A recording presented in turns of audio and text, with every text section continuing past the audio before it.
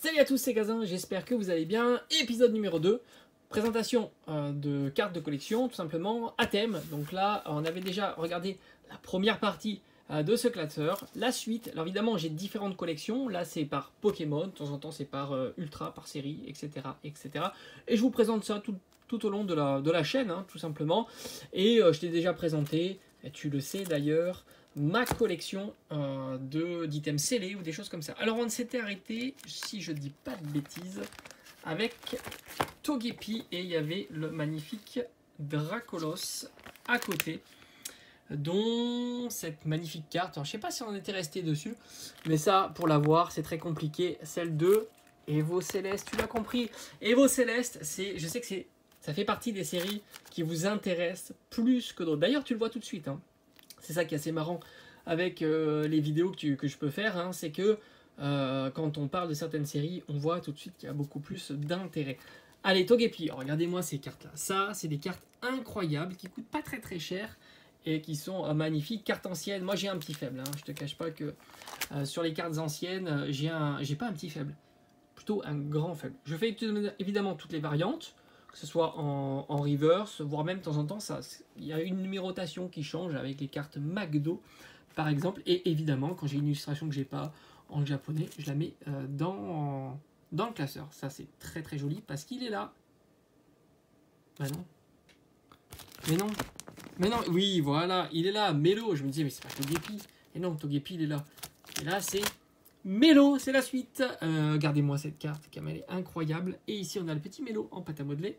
Donc le Mélo dans le coin, ici. Et puis voilà, différentes illustrations de Mélo. Alors là, le vénard, non, c'est parce que ici, nous avons un petit Mélo en version peluche. On continue. Oh là là, ça par exemple, voilà, ça, c'est typiquement une carte. Alors je crois qu'on est sur Éclipse Cosmique. C'est une carte qui vaut pas très très cher. Voilà. Pourtant, c'est une série dont les boosters valent une fortune, tu le sais. C'est quasiment inouvrable parce qu'une display, on doit être aux alentours de 1000 à 2000 euros. Hein, voilà. Grosso modo, c'est les fourchettes que l'on observe. Et ça s'ouvre plus parce que ouvrir une display, c'est perdre de l'argent. Il faut être assez sérieux. Il n'y a quasiment aucune carte. Il n'y a aucune carte déjà qui peut te rentabiliser la display. Et en plus, la plupart du temps, les displays, il n'y a pas grand-chose dedans. Et pourtant, tu vois, tu t'aperçois qu'il y a un paradoxe. Cette carte-là, c'est une carte qui vaut peut-être même pas 10 euros. Ça, c'est une carte qui vaut 3 fois rien aussi. Hein, c'est la réédition des 25 ans. Alors, 25 ans, c'est un peu pareil, pas complètement, parce que les boosters restent encore accessibles pour les 25 ans. On est aux alentours d'une dizaine d'euros. Toxizap, oui. Donc ça, c'est le classeur plutôt bébé, hein, tu l'auras compris. D'ailleurs, Toxizap est dans Destinée Radieuse et évidemment dans Destinée de Paldea. Et on arrive à Riolu avec après Lucario. Mais là, étant donné que c'est le classeur bébé, il n'y aura que Riolu. Petit stamp. Et oui, et là tu vois, il brille. Ils avaient fait un effort. Alors après, attention, tu t'aperçois que la carte, elle n'est pas holographique. Maintenant, on a le logo qui brille plus, mais on a une carte holographique. Donc au final, bon, bah, c'est à peu près kiff-kiff, tout simplement. On continue, très joli, donc ça c'est une carte Zénith Suprême qui doit valoir 1 euro, voilà, pas plus. C'est un petit peu ce que je t'ai dit dans mes différentes vidéos GGTG, elles sont souvent très très peu chères et beaucoup me demandent est-ce que c'est le moment. J'ai envie de te dire, quand la carte elle fait 1 à 2 euros, bah, c'est le moment, hein, voilà. Après, si ça descend vraiment en dessous, le signal il est catastrophique, hein. Il n'y a pas à dire. Et il y a plus de chances que ça remonte que ça descende, hein, tout simplement. Riolu, magnifique. Là, on est sur EV1. Voilà, c'est une carte qui vaut une dizaine d'euros. Pas trop cher. Mais disons que tu t'aperçois que le format a un petit peu augmenté. Parce que, voilà, c'est comme ça. Là, le petit stamp aussi, très sympa. Donc ça, c'est Corillon qu'on voit quasiment jamais, hein, Corillon. Voilà, quasiment jamais. On a Monsieur Mime Junior. Ça c'est cool, enfin Mime Junior, ça c'est cool parce qu'il va faire son apparition donc, dans Destinée de Paldea, donc ça c'est plutôt cool, une carte que je vais devoir rajouter dans ma collection. McBee, alors oui je te cache pas que McBee Five Paradox c'est une carte que je convoite tout simplement, il ira très bien dans ma collection. Et regarde-moi, alors je sais pas si tu le vois, donc ça c'est une reverse, c'est la particularité de cette série là, les reverse elles ont en fait un effet holo. Regarde-moi ce Spiroli là au-dessus du badge créateur de légende. Ça c'est très joli. Je l'ai eu pour pas trop cher.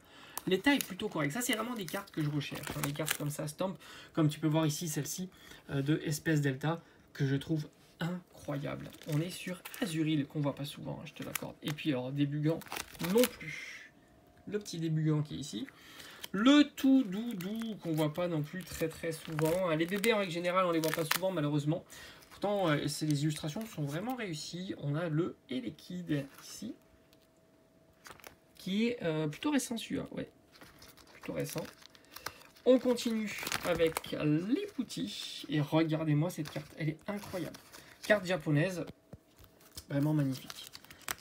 Holographique, très joli. Rose Bouton, donc c'est le Pokémon de base de Roselia, tout simplement. Alors là, pourquoi il y a Paracool? Non, il est ici le petit Rose Bouton. Tu vois qu'il y a aussi Baby Manta. Alors Baby Manta, c'est pareil, c'est une carte que j'aimerais bien avoir dans Five Paradox. Donc ça c'est pareil, c'est une carte que je vais devoir acheter. Je te cache pas que Five Paradox, je vais faire des ouvertures recyclage par rapport au coffret.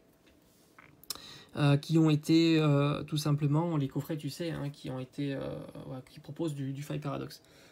Très sympa, hein, ce Goinfrex, magnifique. Et c'est un Goinfrex McDo. Ici, tu as la petite stamp japonaise McDo. Et oui, très sympa. J'aime beaucoup. Ok. Bon, pas très connu, hein. Et petit ravi. Et là, on est sur quoi? Ah oui, ça c'est les formats de cartes un petit peu, enfin, c'est des séries pop. Tu as du pop 7, du pop 4, du pop 9, très joli. Alors ça, tu vois, par exemple, ça c'est une carte, c'est un petit Pikachu pop 9, tu vois, donc ça date hein, quand même. Et c'est une carte qui vaut quoi 10 euros. Entre 10 et 15 euros, on est à Near Mint. Très joli effet holo. Et ça vaut pas très cher. Et pourtant, elle est de 2009. Magnifique, il est beau hein, quand même comme ça. Très sympa carte japonaise. Et puis là, on est sur type Aquapolis. J'aime bien le format de carte. Je le trouve vraiment magnifique. Regarde-moi ce Hipporoi comme il est beau. C'est pour ça que dès que j'en trouve un petit peu, bah, j'essaye de les rentrer dans la collection, hein, tout simplement.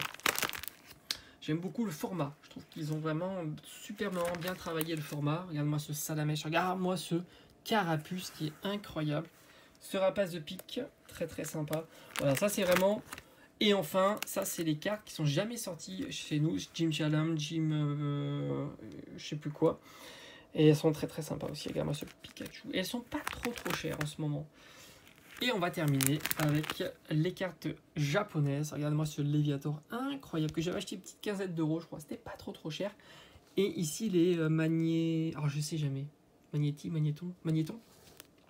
Et voilà, on a terminé donc ce classeur à thème. Donc voilà, très content de vous la présenter. J'en ai d'autres des classeurs, donc suite, comme d'habitude, au prochain épisode. Celui-ci est vraiment rempli à rabord, hein, tu t'aperçois qu'il est bien chargé. Allez, je te dis à bientôt, merci d'avoir regardé la vidéo jusqu'au bout, et ciao.